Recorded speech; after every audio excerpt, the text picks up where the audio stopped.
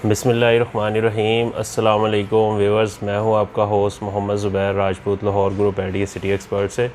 Viewers, आज की जो हमारी वीडियो है वो एलडीए सिटी की 4th बैलेटिंग के बारे में है कि 4th बैलेटिंग कब होने जा रही है और 4th बैलेटिंग के अंदर शामिल होने के लिए क्या चीज़ होनी ज़रूरी है और फ़ाइल की क्या प्राइजेज़ हैं और इसके साथ साथ जिना सेक्टर और इकबाल सेक्टर की जो फ़ाइल्स हैं उनके अंदर क्या डिफरेंस है और उनका क्या पोटेंशियल है। सारी इन चीज़ों के बारे में बात करेंगे। आप मुकम्मल इन्फॉर्मेशन के लिए वीडियो एंड तक ज़रूर देखें ताकि आपको एक अंडरस्टैंडिंग डेवलप हो जाए। अभी सबसे पहले आपको मैं बताता चलूँ कि अल्हम्दुलिल्लाह हम जिस तरह से काम कर रहे हैं लास्ट 7 ईयर से 1000 ऑफ क्लाइंट्स को हम यहाँ पे डील कर चुके हैं जिनको हमने डिलीवर किया है। अल्हम्दुलिल्लाह कोई 4000 अप्रॉक्सीमेटली इसके अंदर हमने फ़ाइल्स डिलीवर की हैं एलडीए सिटी के अंदर। तो ये सारी सूरत हाल है इसके बारे में आपको हम गाइड करेंगे। तो सबसे पहले हम जो बात करेंगे कि एलडीए की तरफ से जो अनाउंसमेंट है वो कर दी गई है 4th बैलेटिंग की। 4th बैलेटिंग की जो डेट एलडीए की तरफ से अनाउंस की गई है वो 28 दिसंबर है और इसके अंदर जो है वो कौन कौन सी फ़ाइल शामिल होंगी, जिना सेक्टर और इकबाल सेक्टर की फ़ाइल्स हैं, उनके लिए क्या रिक्वायरमेंट है उसके बारे में भी कंप्लीट बात करेंगे। व्यूअर्स, अब से पहले तकरीबन 3 बैलेटिंग हो चुकी हैं एलडीए सिटी के अंदर।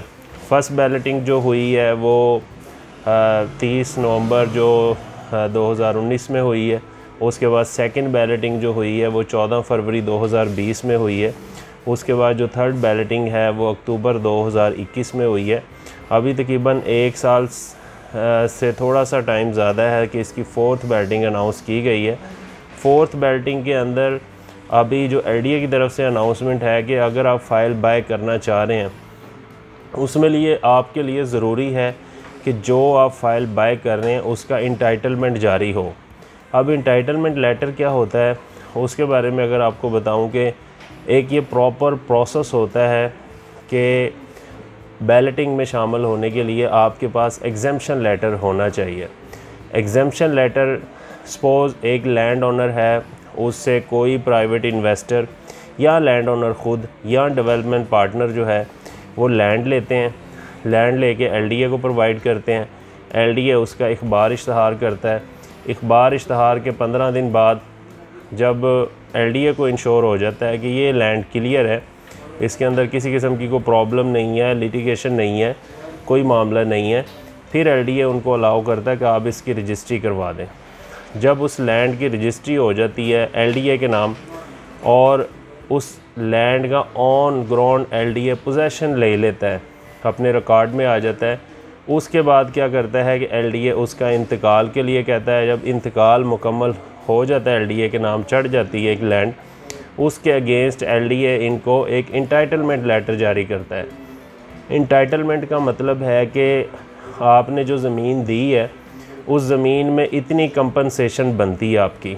सपोज़ आपने इतनी ज़मीन दी है, उसके बदले में 5 मरला की आपकी इतनी फ़ाइलें हैं, 10 मरला की इतनी हैं और 1 कनाल कितनी हैं, वो इंटाइटलमेंट आगे सेल कर सकते हैं आप। तो वो लेटर आप कंफर्म कर लें। जब भी आप किसी से फ़ाइल लें उनसे आप कहें कि हमें इंटाइटलमेंट लेटर बताएं कि आपके पास कितनी फ़ाइल्स अवेलेबल हैं और किस इंटाइटलमेंट से हमें ये फ़ाइल जारी होगी। व्यूअर, दूसरी अब इसमें एक टेक्निकल चीज़ है, ये है कि आप जब फ़ाइल ले रहे हैं तो आपको पता होना चाहिए आप जिना सेक्टर की फ़ाइल ले रहे हैं या इकबाल सेक्टर की। अब देखें, जो फ़र्स्ट 2 बैलेटिंग हुई है उसके अंदर कोई डिफ्रेंशिएट एलडीए ने ऐसा नहीं किया था कि जिससे हम ये कह सकें कि फ़र्स्ट बैलेटिंग के अंदर और सेकंड बैलेटिंग के अंदर ये जिना सेक्टर की फ़ाइल है और ये इकबाल सेक्टर की फ़ाइल है। वो तो इन्होंने सिंपल ही कर दी है सारी।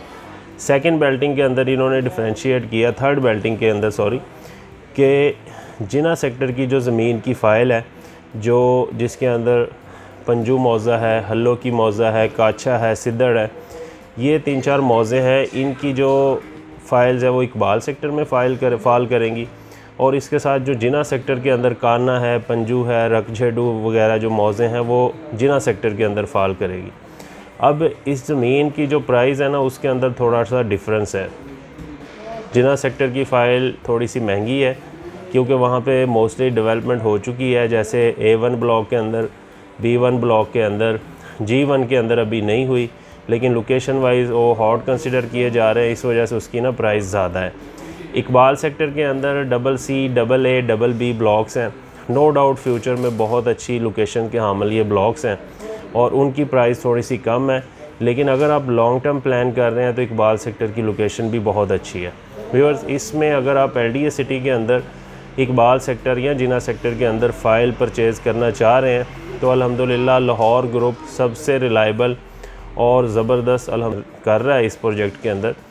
तो विदाउट एनी हेजिटेशन आप हमारे दिए गए कॉन्टैक्ट नंबर पर रब्ता कर सकते हैं।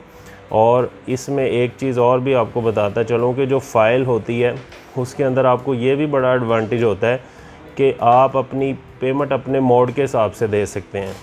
अगर क्योंकि ये फ़र्स्ट एलोकेशन होता है, फ़र्स्ट एग्जेम्पशन लेटर होता है, इसमें किसी किस्म का कोई FBR को आपने अपनी मर्ज़ी से शो करना होता है कि आपने ये प्लॉट इतने का लिया है। कोई गवर्नमेंट के अंदर CVT स्टैम्प ड्यूटी वगैरह टैक्स जमा नहीं होता, आप अपनी मर्ज़ी से शो कर सकते हैं। तो ये उन लोगों के लिए बहुत बड़ा एडवांटेज है जो नॉन फाइलर हैं या जिनके पास समझ ले के ऐसी पेमेंट पड़ी है जो नॉन डिक्लेयर्ड इन FBR है। तो उनके लिए बड़ी ग्रेट अपॉर्चुनिटी है कि वो अपनी अनलिमिटेड पेमेंट को इसके अंदर लगा के वाइट कर सकते हैं। तो व्यूअर्स, मज़ीद कंसल्टेंसी के लिए, रहनुमाई के लिए दिए गए कॉन्टैक्ट नंबर में रब्ता करें। इंशाअल्लाह ताला फ़र्दर अपडेट के साथ आपकी खिदमत में फिर हाज़िर होंगे। तब तक के लिए अपने होस्ट मोहम्मद ज़ुबैर राजपूत को इजाज़त दें। अस्सलाम वालेकुम, अल्लाह हाफ़िज़।